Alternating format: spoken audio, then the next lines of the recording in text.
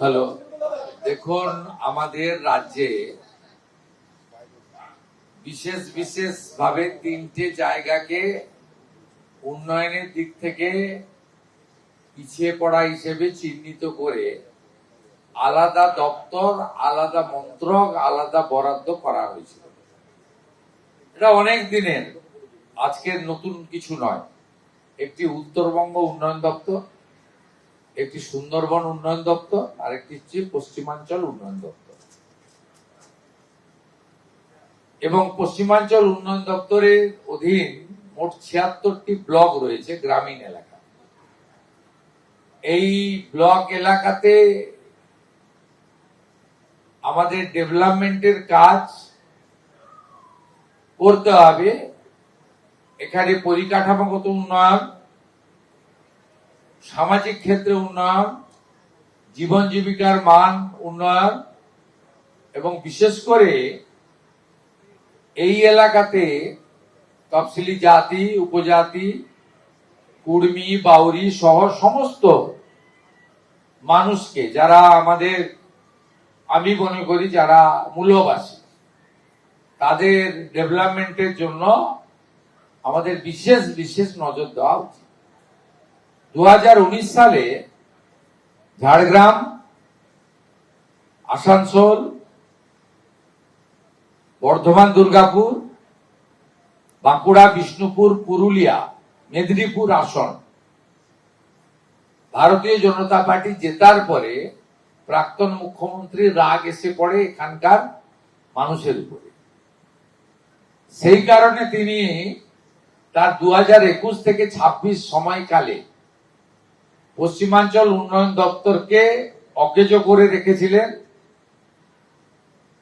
উন্নয়ন থেকে বঞ্চিত করে রেখেছিলেন। বীরভূমকে, পশ্চিম বর্ধমানকে, বাঁকুড়া, পুরুলিয়া, ঝাড়গ্রাম, পশ্চিম মেদিনীপুরকে, পূর্ব বর্ধমানের বীরভূম লাগোয়া অংশকে। স্বাভাবিকভাবে এবারে যখন সরকার তৈরি হলো, আমার কেন্দ্রীয় নেতৃত্বরা বললেন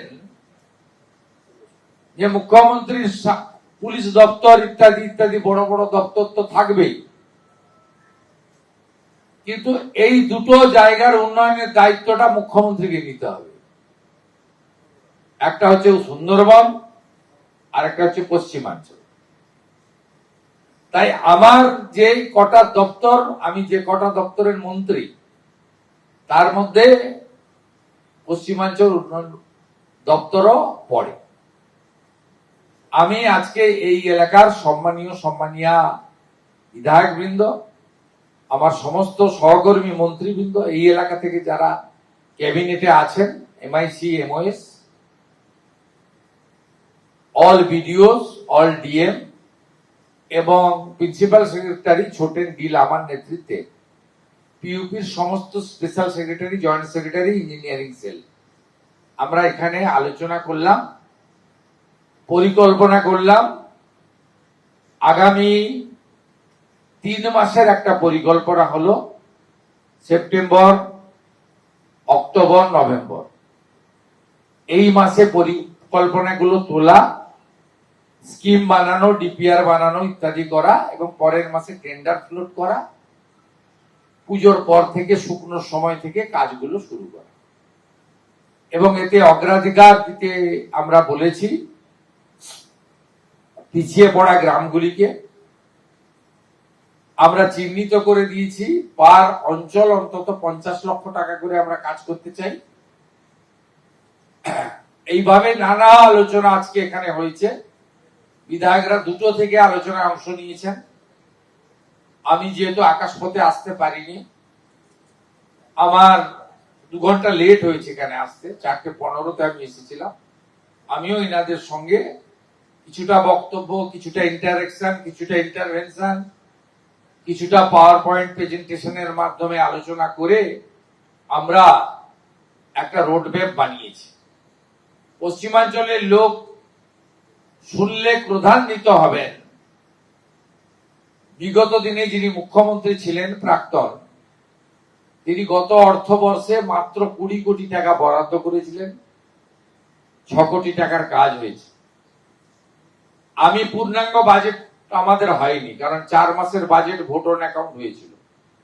8 মাসে এই এলাকায় আমরা 1610 কোটি টাকা বরাদ্দ করেছি, যার মধ্যে 10 কোটি টাকা ইঞ্জিনিয়ার এবং কর্মচারীদের বেতনের জন্য, অর্থাৎ নন প্ল্যান, 1600 কোটি টাকা প্ল্যান হেডে।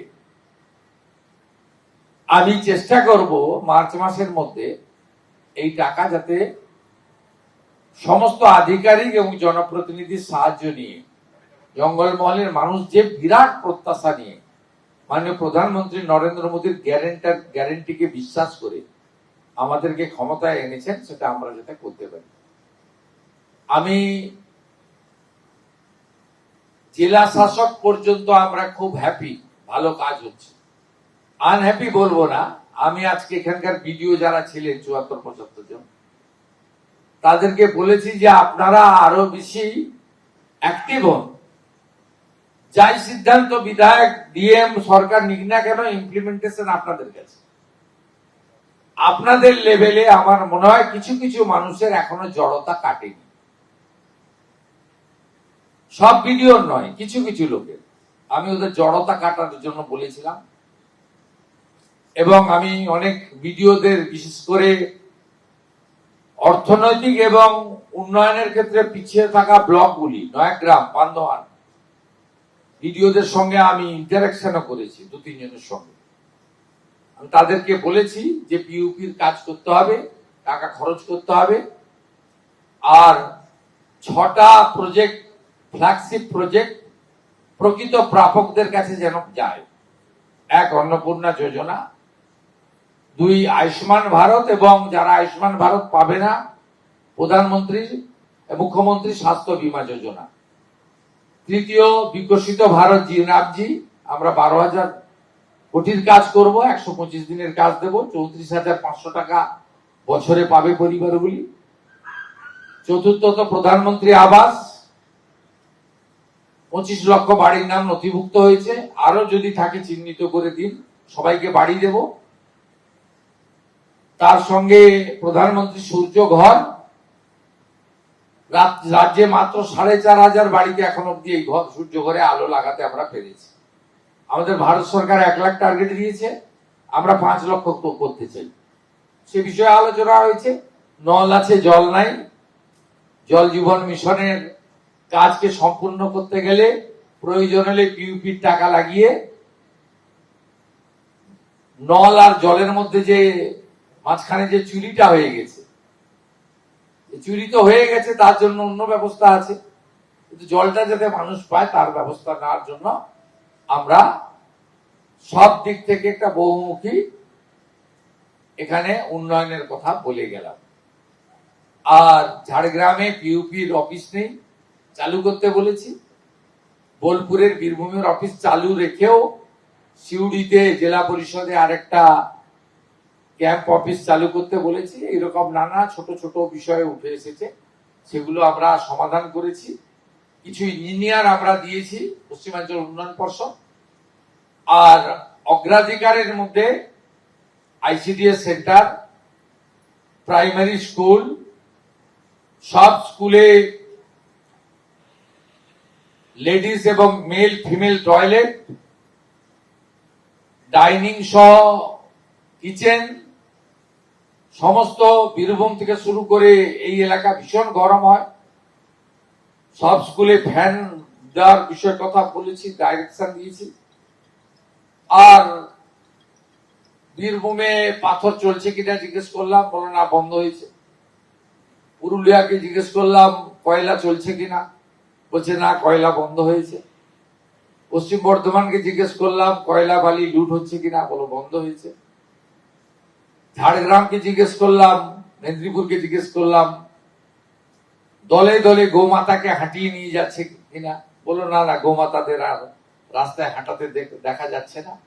এই কিছু অভিজ্ঞতাও শেয়ার করলাম। মুখ্যমন্ত্রীকে নামতে হয় নিচে, তো নেমে করতে হয়।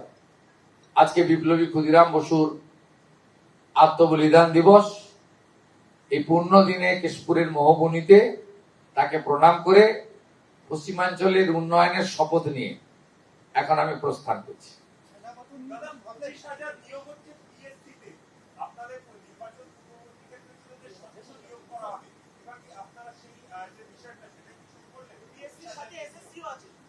পিএসসির চেয়ারম্যান অনিল বার্মার নামটা শুনে কি মনে হচ্ছে যে দুর্নীতি করার সুযোগ আর কেউ পাবে?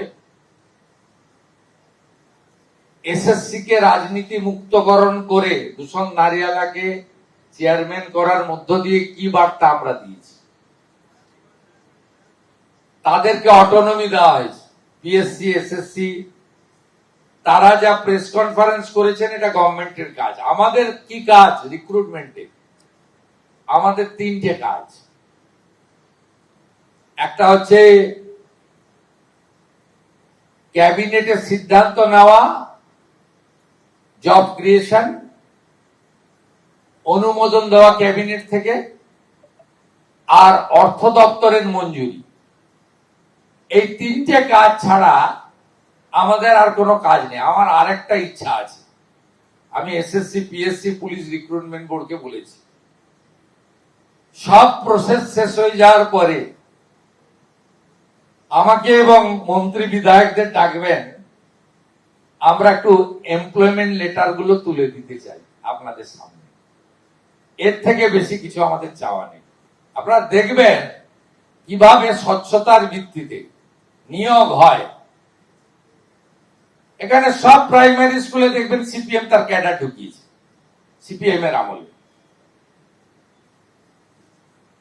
সিপিএম ঢুকিয়েছে ক্যাডার, আর তৃণমূল বিক্রি করেছে চাকরি। আর ভারতীয় জনতা পার্টি দুটোর কোনোটাই করবে না। স্বচ্ছতার ভিত্তিতে, মেধার ভিত্তিতে নিয়োগ করবে এবং বাংলার মানুষ, বাংলার বেকার যুবক যুবতী দেখবে এবং সঠিক সময় তাদের প্রশংসা আমরা পাবো। 3 মাসের সরকারের কাছ থেকে এর থেকে বেশি কিছু আপনি শুনতে পারবেন না। আমাদের টাইম দিন, আমরা উইল ডু।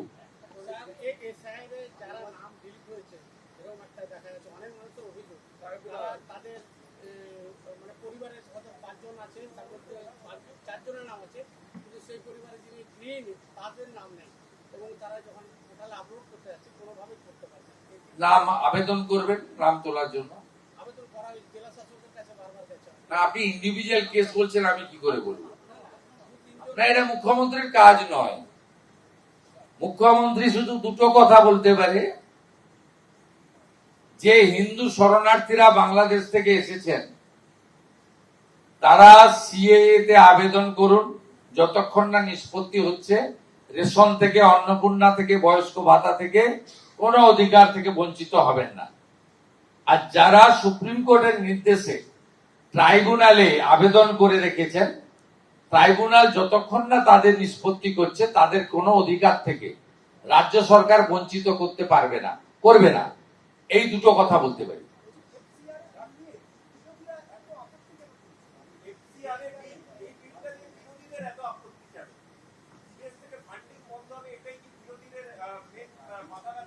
এর উত্তর ওই বর্ধমানে যে ধরা পড়েছে হামিম, ওই দিতে পারবে, আমি তো দিতে পারবো। এত অবৈধ এরা জায়গা তৈরি করেছে ধর্ম প্রতিষ্ঠানের নামে। মৌলবাদীরা, রেডিক্যাল গ্রুপ দেশের ভিতরে থেকে বিদেশ থেকে টাকা এনে এই জিনিস বন্ধ করতে হবে। যে বাঁকুড়ায় বসে আছি, এখানেও এই জঙ্গলমহল এলাকায় বৈদেশিক টাকা নিয়ে গরিব মানুষের অর্থনৈতিক দুর্বলতার সুযোগ নিয়ে ধর্ম পরিবর্তন করার যে ট্রেন্ড, এটাও আমাদের অভিজ্ঞতার মধ্যে আছে। সীমান্তে জমি দিয়ে দিয়েছি, ওবিসির অবৈধ তালিকা বাতিল করে দিয়েছি, ইমাম মুয়াজ্জেম ভাতা বন্ধ করেছি, গোমাতার সম্মান রক্ষা করেছি। মহরম হয়েছে কিন্তু তরোয়াল বের করতে দিইনি।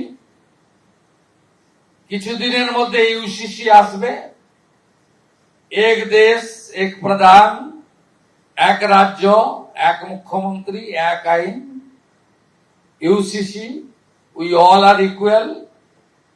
তারপরে আর দুটো কাজ আমার বাকি করতে হবে, ধর্ম পরিবর্তন আর জমি কেনা বেচার ক্ষেত্রে আইন আনা। এ কাজও আমি করছি, ট্রাস্ট মি। এবিপি আনন্দ, এগিয়ে থাকে, এগিয়ে রাখে।